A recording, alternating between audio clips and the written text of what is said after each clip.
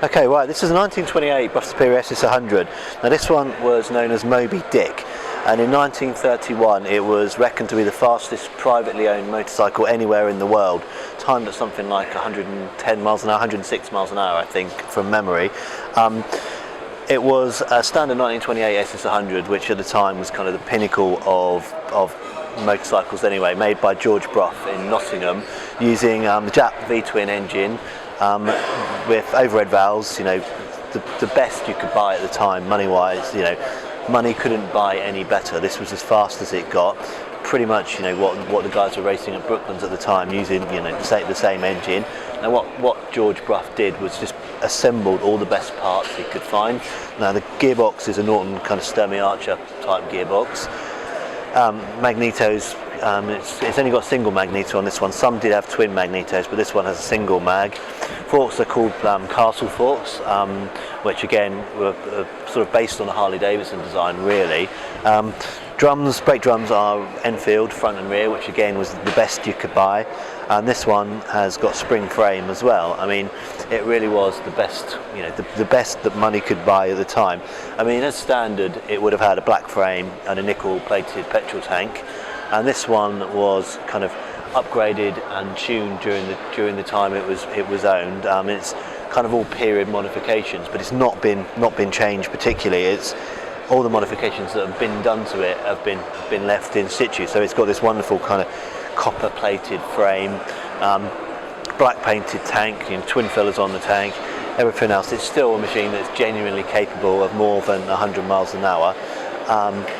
It's a full history right back to the day back to the day it was made, and it's expected to sell for somewhere around £250,000. We shall see. Right, now this is a 1953 matchless G45, which was AMC's production racing twin. Introduced 1951 Manx Grand Prix when they ran a prototype. A guy called Robin Sherry came fourth on it, and then in 1952 they ran the prototype again at the Manx Grand Prix, and Derek Farron actually won the race, which caused some controversy because it was actually supposed to be an amateur race and the bike was a thinly veiled kind of works prototype. But anyway, 1953, AMC, who owned the Matchless and AJS brands, introduced this, which was the G45. They took the G9 Roadster engine, which is parallel twin 500cc. It was quite heavily modified, including this kind of alloy barrel and head, and obviously tuned significantly. And then it was put into what's effectively the AJS 7R 350 racer chassis. So you've got the frame and forks and all the rest of it off the 7R, but with the twin cylinder tuned G9 Super Clubman engine heavily modified. Well, this one's quite interesting, and it was originally owned by a guy called Ken Swallow, who bought it in the 50s and raced it quite extensively, and it was quite a well-known bike. And as you can see, it's never been restored, so it's in beautiful original condition with this wonderful patina. And it also includes, again, interesting period modifications, including these, which are the Earls type forks. These are leading link fork, which were put on it in the 50s, and it was as raced by Ken Swallow, who incidentally is the father of Bill Swallow, who has enjoyed a lot of classic racing success over the years as well. One little interesting thing on this is supposedly, if I can see it right, there's actually a zip in the back of the seat where Ken used to keep his pipe, so that if he broke down anywhere, he could stop and have a smoke. So there we go. Beautiful thing, and it'll be interesting to see what it makes at the sale today. Right, now this is an interesting one. It's a late 1955 DB34 Gold Star. It's the one that came before the more famous DBD34, and this one's interesting in that it is the DB. Now, what makes this more special is that it's clearly been untouched for many years. Last touched in 1968. It's going to offer someone a huge conundrum as in what to do with it, because it's almost too far gone to leave as it is, but then once you've restored it, you've just got another restored Gold Star. And the beauty of this one is, of course, that it's been untouched for so long. Now, it's going to be a question that whoever owns it, is going to have to find an answer to, and it's going to be fascinating to see what becomes of it. Again, the DB34 came before the DBD34.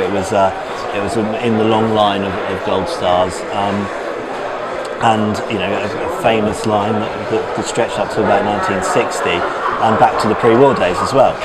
And the DB was one of the lesser known ones, but it's interesting that it had the first of the big barrel engines, which is more recognisable to all the Gold Star fans. But the Gold Star, of course, got its name from what Will Hanley achieved in 1937 on a tune-in plus star at Brooklands. Now at Brooklands, if you lapped at more than 100 miles an hour, you were awarded what was known as a Gold Star. So BSA did this pretty much as a publicity thing. Took a tune bike to Brooklands, lapped it at over 100 miles an hour, and then used the name Gold Star for their hot roadster. Gold Star was reintroduced in 1949 and went through a series of different incarnations up to the famous DB34, and this one is the second to last of the lot. Quite rare though, the DB, because it was only made for about 1 year, yeah, this is an interesting example. Right, this is the Honda RC30, the famous production racing Honda that yeah, Honda RC30, the famous production racing Honda, built by HRC in limited numbers, mainly for kind of production racing. Top quality piece of kit from top to bottom. You know, V4, 750cc, really quick, beautiful thing, and we shall see what it does. Okay, right, we're here in the Bonhams Auction. It's Sunday morning, you know, just before the auction starts, 10 AM start date. So kind of it's building up a bit. A few people milling around, looking at what they might want to be bidding in. People are registering over at the back. The kind of excitement's building. There's a few reasonably well-known faces kind of hanging around in the crowd now and seeing what's what. And there are the fantastically glamorous Brough Superior, matchless G45, those kind of things. But there's also a lot of other bikes, stuff to suit every pocket, really. Just as an example, we just stopped by Velocet Valiant. This is a kind of 1957 little flat twin velo, 192cc, quite nicely presented. Yeah, you know, looks the part and makes someone a nice buy. And it just goes to show that it's not all hugely expensive super exotica. Along this road, you can see there's a whole line of different interesting projects. I mean, this is a excuse me, a 1954 Sunbeam S8. A few bits and pieces missing, but again, a good starter project. Up through next, we've got a couple of aerials. This one clearly in need of a bit of work. Last taxed in 1980, so it's been off the road for nearly over 30 years now. But again, you know, there's the basis there for a good project for someone. Interesting stuff. Just behind it, we can see there's a little Rudge there, but we'll just stop by the Rudge for a second and have a quick look at that. There's all bits and pieces that go with it apparently. You can see that's actually four valve head on it. Interesting bike, 250cc. Quite they're a fast machine in their day. Should do quite well. Next up, T150 Trident.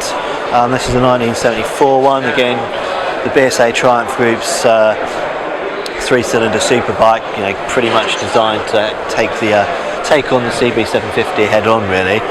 Yeah, again, quite a nice one. This one's got what was sort of known as the bread bin fuel tank going to the shape of it. Hasn't got the ray gun silencers which the earlier ones had, and that looks, you know, it sort of looks like it's probably been in storage for a few years. But quite a nice bike. Okay, right, now we're over the other side of the auction. Just as a final bit, you know, again, the auction's going to start quite soon. It's all getting quite busy and hectic in it now. Just stopped by 3 V-twins at the minute. V-twins are going massively in vogue, so interesting to see what these make. There's the BSA, AJS and the Matchless. AJS and Matchless are very similar. They're owned by the same parent company, AMC, Associated Motorcycles, so yeah, they should probably both do quite well. Very popular, very in vogue at the moment, so it's going to be interesting to see how they go. So we'll come back in and have a look in the auction later.